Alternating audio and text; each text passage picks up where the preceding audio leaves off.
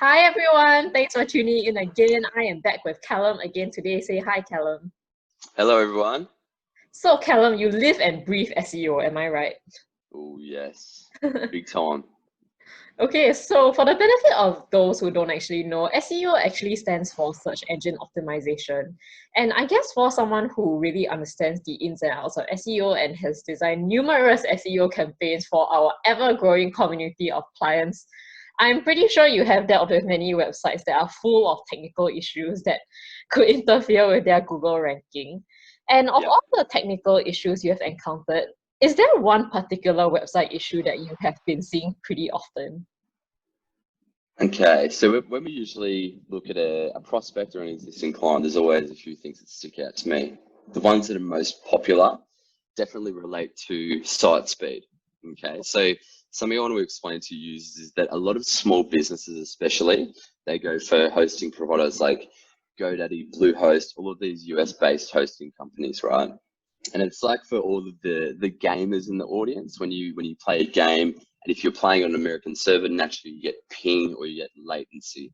The same goes with the website. So it's going to take time from a web request to go from the server to the end user in Singapore, and naturally that's going to cause a really, really slow loading time. So it's actually pretty, I wouldn't say easy, but it can be fast to fix. So for all of you guys who are looking for some advice, use a CDN like Cloudflare, very, very easy to set up. If you do want to take us to the next level, look at moving your hosting to the cloud. Cloud hosting is always the fastest way to go about it, and make sure that the server your website's hosted in is in Singapore. That's the biggest thing. It's even more important now that Google's looking at, recently they rolled out a new part of Google Search Console called Core Web Vitals, where they do dig into the specifics of a site's performance a lot more closely. And they have said that in 2021, it can be potentially built into the algorithm and how they rank websites. So it's going to be super important. Everyone knows that site speed does impact conversions, engagement metrics, all of that type of stuff that Google does look at. So that would probably be the most common thing. There is one other thing I want to mention, Sarah, is that a lot of clients think that when it comes to a website, it's like you build it once and you set and forget type of thing. You need to maintain a website. It's like a car. You have to actually take it to the mechanic, get it essentially looked over every now and again to make sure it doesn't break. So we do with lots of clients that have got really outdated content management systems that sometimes break. They're more vulnerable to being hacked, and then that can lead to a lot of nightmares, basically. I understand. I mean, I'm totally on board with you. For someone who doesn't actually design websites, I would be pretty pissed if I have to wait more than 3 seconds for a website to finish loading.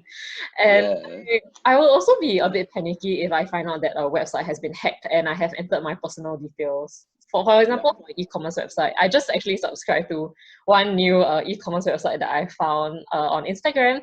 So, well, I would be really worried if I find out that they've been hacked and this hacker actually has my personal details. So, yeah, good point. It's interesting when it comes to websites being hacked, because I've seen, say for example, if we get a lead in for a school, and then I do a site calling and actually view the index pages, and I start to see URLs that are being indexed that advertise Chinese brides and things like that. I think that that's it's really, really bad because the site's been hacked, it's been compromised. What happens if a potential client sees that on the client side? If you actually see that type of content on a school's website, that's not going to look good. Exactly. Okay, well, so obviously our agency does provide SEO services, but just being real, do you feel like an in-house developer could rectify these kind of issues on their own? Definitely. So if a client has an in-house dev, they're the ones that should be responsible for fixing it, and they should be the ones who actually identify the hack. There are tools that you can use where you can monitor this stuff pretty quickly and you can pick it up.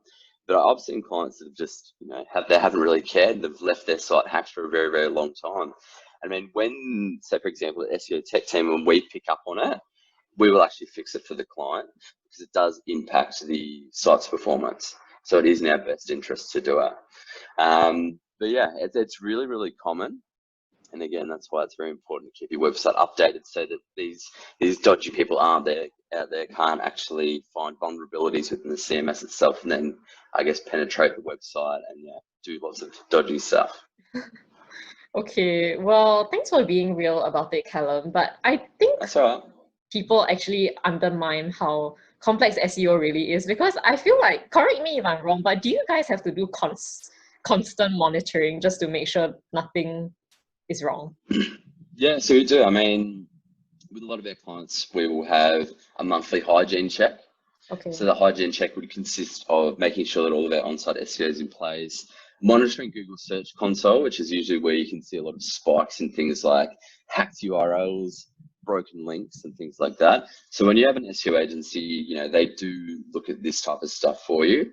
We tend to do it on a monthly basis, and with all of our, the CRM, all of the different tools that we use to track keywords and things like that. Within the matter of, say, for example, 12 hours, we can see if a website's actually taking a big dip. And usually once that happens, we will actually investigate and try to find out what the reason is. Seems like a lot of hard work for you guys. It is, but that's what the clients pay for and it's what they deserve. Yeah, I get it. Well, I mean, as I said earlier, I feel like SEO is a lot more complex than it actually is. I feel like it's not just about writing technical faults, but there's a lot of things that goes on behind the scenes as well, because you have to think about how, optimized your content is, whether you have external links, whether, there's someone that's like maybe like a malicious like person trying to hack into your website. So I think in that sense, even though like a business might have someone who might be familiar with HTML and web development and all that, sometimes getting a third party like an SEO agency like ourselves to look through these kind of things can be a lot less time consuming, and also because I guess like we have been doing this for multiple clients, so we know what we're doing. So yeah, thanks for sharing this though, Callum. I think it will definitely be insightful for any business that might be wondering why they are not ranking on Google. So yes, this brings us to the end of our video. Hopefully it was beneficial in shedding some light about SEO. So thanks for joining me, Callum. No worries, Sarah. Okay, till next time. Bye. All right, see you guys.